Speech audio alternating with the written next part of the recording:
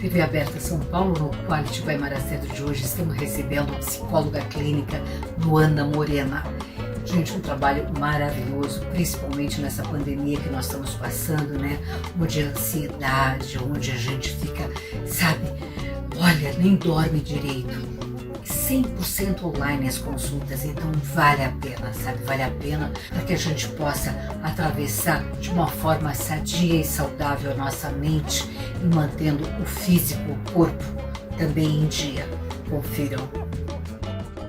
Olá, Mara! É um prazer estar aqui no programa Quality by Mara Cedro, da TV Aberta. Meu nome é Luana Morena, eu sou psicóloga clínica e faço atendimentos na cidade de São Paulo, na área clínica. Me formei em 2006 e sou especialista em análise do comportamento humano e psicologia hospitalar, pelo INCOR. E venho trabalhando aí no decorrer desses anos, né, na parte clínica, onde eu falo que o que eu mais gosto de fazer é atender pessoas com depressão, ansiedade, que é o que mais está surgindo agora. Então eu quero agradecer muito o convite desde já, agradecer a todos que estão nos assistindo aqui na TV Aberta. Eu vim falar um pouquinho sobre as questões psicológicas que estão surgindo agora nessa pandemia. Eu acho que o quadro de hoje está até bem diferente do que estava sendo ano passado, né? Ano passado, logo quando começou a pandemia, que começou a quarentena, que as pessoas tiveram que se isolar em casa, houve um surto de ansiedade muito grande, muito grande. E tanto eu como as psicólogas que trabalham comigo tivemos que nos adaptar. Como que a gente fez essa adaptação, né? A gente começou a sair do presencial, que era algo que a gente fazia exclusivo muitas vezes, e fomos para o online. O nosso conselho de psicologia já tem regulamentado, já tinha regulamentado os atendimentos online, os atendimentos por qualquer meio de comunicação de forma online desde 2012, mas isso era muito restrito. Aí foi depois de uns anos que eles realmente abriram isso para que não tivesse um número restrito de sessões. Antes era só terapia breve com no máximo 20 sessões. Depois eles viram que com a modernidade não tinha como segurar mais, né?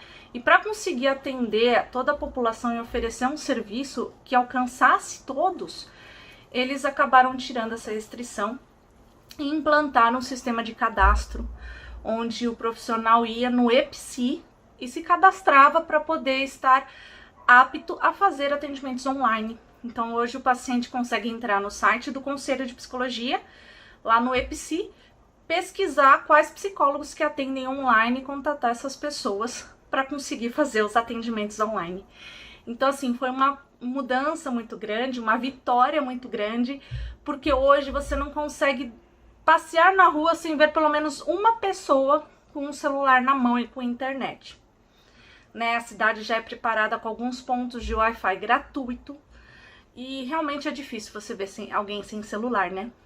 Até mesmo os mais idosos tiveram que se adaptar a isso e passar a usar celular, né?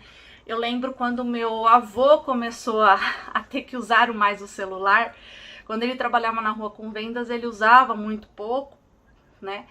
Mas depois que ele parou de trabalhar, aí ele teve que usar mais, porque a gente precisava falar com ele, saber onde ele estava, se acontecesse alguma coisa. E a restrição era grande. Ah, mas a tela é pequena. Ah, mas eu não consigo ver. E hoje as coisas mudaram muito. A tecnologia hoje está fazendo parte de muitas coisas. E ano passado, então, não foi diferente. Muitas psicólogas que falavam, eu não consigo atender online, eu não vou atender online, eu não sei atender online, tiveram que se readaptar. Muitos pacientes que falavam, não, online, não gosto, eu gosto do presencial, eu gosto do cara a cara. Que falar olhando para uma tela? Não, não gosto. Tiveram que se readaptar. Então, foi um ano de muitas readaptações. Quando eu falo se readaptar e não se adaptar, é porque eu acho que falar pelo celular, falar pela câmera, todo mundo já tinha feito isso pelo menos alguma vez na vida, com algum parente distante, com alguma pessoa querida, entende? Só para terapia que não, por isso que eu uso a palavra se readaptar, tá? Enfim, com todas essas mudanças, eu tive que refazer todo o meu planejamento. E eu vou contar algo pra você, assim, eu tive o Covid logo no começo da pandemia, no meio de março. E infelizmente eu peguei de uma paciente que o marido dela não resistiu e chegou a óbito, depois de ter ficado muito tempo internado. E o que infelizmente levou ele nem foi o Covid propriamente dito, foi as sequelas que o Covid deixou. Então, o Covid tem deixado sequelas que tem desgastado ainda mais o corpo humano, mais do que o próprio Covid em si, né? Enfim, na época eu até acompanhei todo esse caso, mas quando eu comecei a sentir os sintomas, era como se eu tivesse com uma sinusite, porque geralmente eu tenho nas mudanças de estação, que é mais ou menos perto de março, abril. E eu tive, assim, uma dor de cabeça muito forte, uma dor do corpo. Mesmo assim, né, já tava trabalhando de máscara, isso era dia 15 de março, quando eu comecei a ter os sintomas, né, vai fazer um ano. Já comecei a sentir os sintomas, tudo, fui trabalhar dia 16, fui trabalhar de máscara, né, já estava com álcool desde a semana anterior. E dia 17 eu acordei que eu não me aguentei. Muita dor no corpo, um cansaço, assim, não de pulmão, mas um cansaço de corpo, como se meu corpo estivesse pesando 3 vezes mais do que ele pesava. E a cabeça aqui muito pesada, muito dolorida. Graças a Deus eu não fiz febre, eu não tive temperaturas altas, mas eu sentia estados febris, né? Então eu sentia o calafrio, eu sentia dor no corpo, dor em todas as juntas. Foi uma coisa totalmente nova e diferente do que eu estava acostumada a sentir. E dia 17 mesmo, a minha paciente me ligou e falou assim: Lu, tenho que te falar uma coisa, meu teste de Covid deu positivo. E eu tô indo levar meu marido no hospital, que foi esse que infelizmente chegou a óbito. A hora que ela falou isso, eu falei assim: putz, lascou-se, tô com Covid. Porque tava muito diferente, né, de tudo. Então, assim, eu já ia entrar pra fazer atendimentos online, eu já tava me programando por conta da pandemia, de ter que fechar a clínica a partir do dia 20 de março. Eu tive que antecipar, né, já ficar em isolamento. Na mesma época, meus filhos também tiveram bastante coriza, catarro, né, que eu acho que também foi o Covid para eles, mas eles não sentiram da forma como eu senti. Eu não tive falta de ar nem febre, então naquela época só estavam fazendo exames em quem tivesse com falta de ar ou com febre. E graças a Deus eu não tive. Então eu não fiz exame. Mas dia 18 sumiu meu paladar e meu olfato. E eu fiquei quase uns 20 dias sem paladar e sem olfato. E isso pra mim foi muito marcante, sabe? Porque se eu tivesse pegando fogo na casa eu não teria sentido, porque eu não sentia nada. Passava perfume às vezes por passar pelos outros, porque eu não sentia. Eu fiz o isolamento em casa, certinho, 15 dias, mas mesmo assim eu continuei. Depois dessa semana que eu fiquei pior, que eu comecei a me recuperar, voltei para os atendimentos online. E assim, as pessoas que eu te falei que tinham uma certa resistência, entenderam que, putz, ou eu aceito um online e eu vou me cuidar, me ajudar, ou não vai rolar, vou surtar. Então acabou que as pessoas começaram a se abrir, eu também. Eu já atendia uma outra paciente online, inclusive uma paciente da Itália, que ela já falava comigo sobre o Covid, porque lá foi antes, né, a pandemia. Então eu já fazia, eu tenho facilidade de fazer de forma assim online, né? Eu já trabalhei até com grupos online, então pra mim não tava sendo ruim, né? A preferência sempre foi pelo presencial, porque foi o que eu te falei, o contato cara a cara. Mas hoje, como a gente não pode nem encostar na pessoa, eu te juro que pra mim tá até ruim o presencial, mas a gente tem que seguir. Quadro de ansiedade aumentou muito. Muitas pessoas que tinham crise de ansiedade aumentaram a crise de ansiedade. Então, assim, começaram a ficar desesperadas. Primeiro, assim, medo de morrer, medo de ser o culpado de outras pessoas pegarem a doença, medo de não conseguir trabalhar, de não conseguir fazer as coisas, de não dar conta. Então, muitas pessoas que, né, os filhos deixaram de ir para a escola, ficaram todos em casa, tendo que muitas vezes trabalhar home office, como você arruma uma rotina que o teu cérebro já entendia que funcionava fora de casa, num local onde o seu cérebro também entendia como descanso. Nossa, Mara, esse daí foi o pior, assim, eu acho que pior até mesmo do que poder fazer as coisas de forma online, foi ensinar para nossa cabeça que aquele ambiente, que era um ambiente antes de descanso, que seria a casa, ele era um ambiente de trabalho. Então a maioria das pessoas se queixavam de como manter a rotina de um trabalho dentro da casa. Primeiro porque assim, facilitou em alguns pontos, facilitou. Quem demorava 2 horas para chegar até o serviço, acorda 5 minutos antes de entrar, bater o ponto. Então, lógico, facilita. Mas assim, muitas vezes a pessoa não tem a facilidade de comer no restaurante. Ainda mais naquela época que estava tudo fechado. Vou ter que cozinhar. Aquela hora do almoço acabava até se estendendo, porque imagina você ter que cozinhar num período de almoço que foi feito só para você sentar e comer. Coisas prontas, né? Geralmente é 1 hora, 1 hora e meia. Dependendo, não dá para você fazer e comer com calma, né? Então assim, começou a vir um cansaço muito grande. E lidar com a pressão, muitas vezes fazendo chamada, né? Uma videoconferência, um call, que eles chamam, né? E criança chorando, criança berrando num canto, criança vindo pedir as coisas. Eu mesma passei muito por isso, né? Ou muitas vezes fazendo atendimento online, criança entra, bate no quarto, mãe, mãe, mãe. Às vezes vai pro banheiro, chama a mãe do banheiro. Ah, quero comer, quero fazer isso, quero fazer aquilo. Então foi realmente muito conturbado. A hora que as pessoas pegaram um ritmo, que já começaram a se adaptar, que aquilo já não doía tanto. Quando eu falo doía tanto é porque assim, continua sendo incômodo, né? Imagina você trabalhar 20 anos na rua e ter que começar a trabalhar de casa. Por mais que você ajeite a sua rotina, não é a mesma coisa.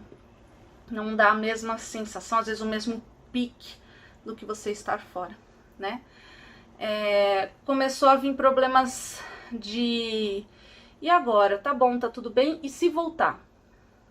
E se voltar, como que eu vou fazer? E se eu voltar a trabalhar presencial e meu filho não for para a escola ainda? Como que vai ser? E aí, então, segundo semestre... Primeiro semestre foi para trabalhar a adaptação. Segundo semestre foi para trabalhar uma readaptação. Aí sim, tentar já se planejar para voltar a alguma coisa com todas as incertezas que um segundo semestre trouxe. Então assim, a gente sempre ficava esperando, vai melhorar, agora passou, agora eu acho que vai abrir. Aí começou a abrir os comércios, começou a voltar, né? A vida começou a parecer que ia ficar normal de novo. Só que aí as pessoas não se aguentam. A maioria já estava de saco cheio de ficar em casa, já estava de saco cheio de ter que ficar trancado, sem poder fazer as coisas. Muitas pessoas tinham válvula de escape, passeios, atividade física ao ar livre, né? Que depois no segundo semestre até voltou. Aliás, a atividade ao ar livre foi o que mais cresceu nessa pandemia, porque as pessoas, o tempo que elas gastavam muitas vezes no percurso até o trabalho, elas utilizaram para fazer atividades ao ar livre. Então não foi de tudo ruim, né? Mas, enfim, toda essa vontade que eles tinham de voltar pelo menos um pouquinho do que era a vida antes, acabou fazendo com que muitos extrapolassem. E extrapolando, uma exceção aqui, uma exceção lá, uma exceção acolá. Quando você ia ver, a exceção virou regra. Então muitas pessoas realmente saindo mais do que deveriam, usando menos a máscara, ou muitas pessoas usando a máscara de forma errada. E aí, todo mundo viajando, aumentou de novo o Covid. Então assim, agora, neste momento, eu vejo assim, as pessoas divididas em alguns grupos, né? O grupo que tá negando a Covid, que parece que quer ter vida normal, custe o que custar, realmente não usa máscara. Se eu não estiver entrando em lugar que me obriga, eu não uso. Se eu estiver andando na rua, eu não uso. Se eu estiver com os amigos conversando, eu não uso. Ah, se eu posso tirar para ir num restaurante comer, eu posso tirar para ir num bar. Eu posso tirar em qualquer lugar.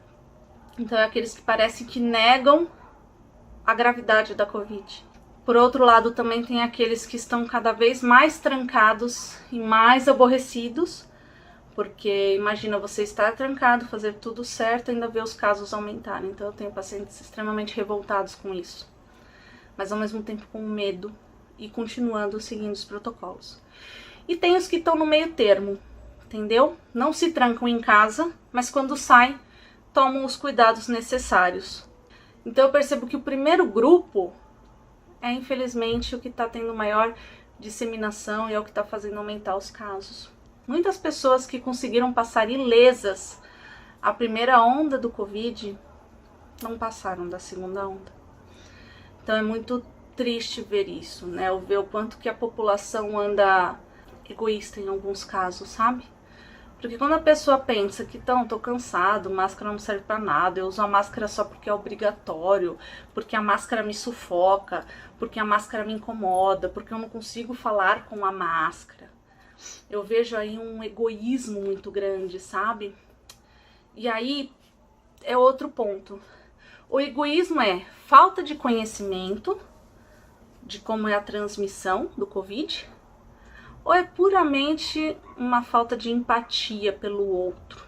Eu percebo que às vezes as pessoas ficam conversando umas com as outras sem máscara e é como elas não percebessem que é na conversa que saem gotículas, né, de saliva e que nisso pode contaminar outras pessoas. E às vezes eu vejo que a pessoa também não tá nem aí. Né? Infelizmente, né, muitas pensam, ah, não, eu sou jovem, vou sobreviver se eu pegar Covid, de boa, fico imune, né? Mas não sabe que às vezes pode passar para alguém que nem sempre vai conseguir escapar. Lembra das pessoas que eu falei do segundo grupo que estão trancadas em casa? Elas ficam extremamente ansiosas, extremamente preocupadas, né? E os jornais de hoje em dia, principalmente alguns, né? Eles não se prestam apenas a passar uma informação. Eles têm que passar a informação de uma forma que chame a atenção do público. E infelizmente eles apelam para o lado mais catastrófico.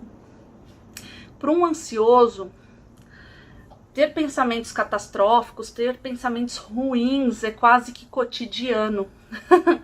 Como que funciona a cabeça de um ansioso? Eu acho interessante explicar aqui um pouquinho, né? Para quem às vezes não parou para pensar nisso. As pessoas acham que a ansiedade, o que é ansiedade, né? Acham que a ansiedade é ficar esperando por alguma coisa que vai vir, é uma inquietação, né? Tipo, ficar batendo a perna, ficar batendo a mão em alguma coisa, né? Às vezes não conseguir dormir esperando, né? Falam que isso é a tal da ansiedade. Ansiedade é um sentimento e está atrelado ao nosso instinto de preservação de vida. Então, se a gente não tivesse ansiedade, pode ser que a gente não tivesse evoluído tanto e chegado até aqui. Então, sim, a ansiedade é de fábrica. É desde que foi lançado o ser humaninho. É assim que eu falo com os meus pacientes, tá? É uma brincadeira minha, mas geralmente eu falo assim. Então, quando foi lançado o ser humaninho, ele vivia num ambiente totalmente hostil, totalmente perigoso, cheio de predadores, né, lá nos homens das cavernas. Então ele precisava ter alguns sensores internos, assim como alguns animais também vêm, né, a gente também veio, para deixar a gente ligado e sobreviver.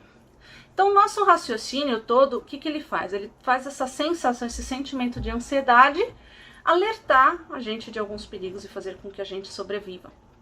Então ansiedade e medo estão assim, ó, de mãozinhas dadas, melhores amigos forever. Por quê? Porque toda vez que a gente tem medo de alguma coisa, a nossa ansiedade também é ligada. Então, por exemplo, quando as pessoas falam que ficam agitadas esperando vir alguma coisa. Por exemplo, antes da prova, eu fico ansioso para a prova. O que uma prova faz para gerar ansiedade? A prova em si é inofensiva. É a forma como você vê, interpreta a prova. Inofensiva que eu falo, tipo assim, ela não é um predador, entende? Mas a forma como a gente vê ela é que faz ela virar um predador na nossa mente. Então assim, o medo de errar, o medo de não conseguir alcançar as expectativas, o medo de não desempenhar, de travar, de não conseguir fazer, tudo atrelado ao medo de errar. O medo de errar, eu acho que ele é tão presente na nossa sociedade, ainda mais agora, com a tecnologia veio também um aumento muito grande de cobrança. Então muitas vezes a gente não se permite errar. Então esse medo de errar é como se fosse um predador feroz, gigante, rápido, sabe? Indestrutível. E faz com que a gente faça de tudo para evitar passar por isso. Então assim, se a pessoa fica ansiosa para a prova, ela vai estudar mais, ela vai criar uma outra forma, às vezes ela vai ficar pensando na prova por conta de estar com medo, e vai ficar, lógico, tendenciosa a ter brancos, porque o nosso cérebro se sobrecarrega de tanta coisa, chega uma hora que ele fala assim, não, chega, para, não quero mais, e dá os famosos brancos, né? Então, tudo isso daí ligado à nossa ansiedade, instinto de preservação de vida. Toda vez que vocês enxergam, né, quem está assistindo aqui o teu programa, toda vez que você enxergar algo na sua vida, enxergar não é com os olhos, tá? É perceber, percepção. Toda vez que você perceber algo como algo ruim, pra você, algo que você não queira passar, tenha certeza que pro teu cérebro isto é um predador. Entendeu? Então você vai ficar. Então muitas pessoas às vezes ficam hiperativas o dia inteiro. Sabe, assim, hiperativas não é no sentido de super agitadas, mas se esforçando para ter que dar conta de tudo. Sabe o medo de errar? Então, tem também o medo de não dar conta de tudo. Então a pessoa tem que dar conta de tudo. Por quê? Porque não dar conta gera um monte de consequências ruins para ela, né? Desde a bronca, a falta de reconhecimento, né? O desprezo, humilhação, enfim, tem um monte de coisas que passa na cabeça da pessoa que é devido. O ansioso, o que ele faz? Ele faz, assim, um leque de opções catastróficas na cabeça dele. Então, assim, se eu não der conta, o chefe vai brigar, o marido vai brigar, eu vou não sei o que, eu vou ser humilhada. Um leque de coisas ruins. Imagina, olha quanto predador tem na cabeça dessa pessoa. Então, esses tipos de pensamentos fazem com que a pessoa fique naquela agitação. Na agitação, não, eu tenho que fazer. Eu tenho que, meu Deus do céu, essa frase, se você estiver aqui me assistindo e você alguma vez falar eu tenho que, mentalmente, para você ter que realizar alguma coisa, tenha certeza, primeiro que isso é pesado. Pode ser a coisa mais besta no mundo, mas é pesado. Por quê? Porque eu tenho que significa obrigação. Significa algo que você tem que fazer independente da sua vontade. É diferente de você falar eu quero. Eu tenho que ligar para marcar a minha massagem. Às vezes a massagem pode ser a coisa mais deliciosa do mundo para você. Mas o ligar talvez não. Então você que está assistindo aqui, que você é ansioso, ó, já aproveita a dica de ouro que eu tô dando. Tenta trocar na sua vida tudo que você colocar com tenho que e coloca eu quero. Pode ter certeza que o teu emocional, a energia para você fazer as coisas vai ser muito mais leve, vai ser muito mais efetivo. Então, ó, dica de ouro, tá bom? Vamos lá. Tenho que é obrigação. E a cabeça do ansioso fica, e se? Esse e se é aquele leque, sabe? Aquele leque catastrófico que eu falei é o e se. Ah, e se eu não der conta? E se eu não fizer? E se der errado? E se não for? E se não funcionar? Tenta trocar o e se. Na verdade, você não vai trocar. Você vai diminuir um pouquinho a carga emocional dele. Então assim, ai, e se não der certo? Pensa na solução. Por exemplo, e se não der certo? Ai, se não der certo eu vou fazer de novo. Ah, e se meu chefe não gostar? Se meu chefe não gostar, ele vai ter que falar o que ele não gostou e eu vou fazer do jeito que ele quer. Ah, mas e se eu bater o carro? Se eu bater o carro, eu vou mandar arrumar. Eu ando direitinho na rua, eu presto atenção em tudo. Eu não ando de uma forma errada. Não tem como ser um acidente grave. Entendem? Conversem com a sua cabeça. Não deixe formar esse tipo de frase catastrófica na sua cabeça. Combata ela com razão, raciocínio, lógica. Toda vez que você se deixar levar por essas frases automáticas, pode ter certeza que é o teu cérebro primitivo, o irracional, que é mais atrelado à forma de você sentir que tá te comandando. Então, ó, usa aquele que diferencia a gente dos bichinhos, tá bom? Então, nessa pandemia, pra gente finalizar aqui o nosso bate-papo, pra você conseguir ficar bem na pandemia, o que você tem que fazer? Controlar a ansiedade. Primeiro assim, faça uma lista de tudo que te dá prazer. Tente adaptar. Ah, eu adoro sair no shopping para passear. Poxa, não dá para sair no shopping para passear. O que me atrai no shopping? É o andar ou é o fazer compras? Fazer compras está atrelado ao quê? A um prazer? A uma gratificação? Tente entender o que faz você, destrincha mais isso. Se for o caminhar, fácil, está atrelado ao exercício físico.